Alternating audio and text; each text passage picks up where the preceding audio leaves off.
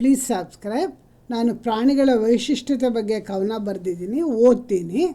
ವೈಶಿಷ್ಟ್ಯತೆ: ಮರವನ್ನು ಸರಸರ ಏರುವುದು ಮಂಗ ಅಳಿಲು, ಕುಣಿಯುತ್ತಾ ಗರಿಬಿಚ್ಚಿ ಅದರ ಅಂದ ತೋರುವುದು ನವಿಲು, ಬಾನೆತ್ತರಕ್ಕೆ ಹಾರುವುದು ಪಕ್ಷಿಗಳ ಸಾಲು ಸಾಲು, ಕಪ್ಪೆ ಚಿಪ್ಪು ಸುಂದರ ಮುತ್ತುಗಳನ್ನು ನೀಡುವುದು ಸುರಿಸಿ ಅದರ ಜೊಲ್ಲು.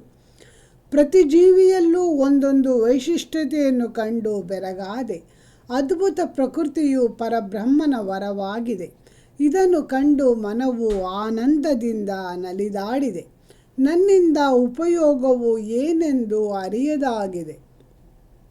ಕೋಗಿಲೆಯ ಸಿರಿಕಂಠಕ್ಕೆ ಮಾರು ಹೋಗದವರಾರು, ಮೀನಿಗೆ ಈಜನ್ನು ಕಲಿಸಿದವರಾರು, ಕ್ಷೀರ ನೀಡುವ ಗೋವಿಗೆ ಹರಸುವ ದೇವರು ಸಾವಿರಾರು, ತನ್ನ ಜೀವವನ್ನೇ ಕೊಟ್ಟು ನೊಂದು ಬೆಂದು ಉನ್ನತ ವಸ್ತ್ರ ನೀಡುವ ರೇಷ್ಮೆ ಹುಳುವಿಗೆ ಸಮನಾರು, ಯಾರಿಂದಲೂ ಆಗದ ಹೂವಿನ ರಸವನ್ನು ಹೀರಿ ಸವಿಜೇನನ್ನು ನೀಡುವುದು ಮಕರಂದ, ಹಿಂಸೆ ಮಾಡಿ ಬಲವಂತವಾಗಿ ಕಸಿಯುವುದು ಏನು ಚೆಂದ, ತನ್ನ ಕಂದನೆಂದು ತಿಳಿದು ಎಲ್ಲ ಜೀವಿಗಳಿಗೂ ಕರುಣೆ ತೋರಿದರೆ ಪರಮಾನಂದ, ಭಗವಂತನ ಅಪೂರ್ವ ರಚನೆಯಲ್ಲಿ ಯಾರಿಗೂ ನೋವಾಗದಿರೆ ಮಹದಾನಂದ.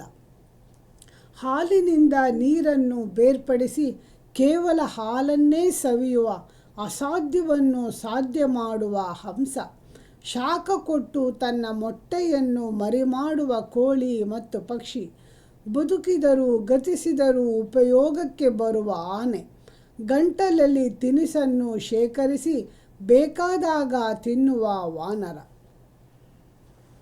Thanks for watching my video. Please subscribe.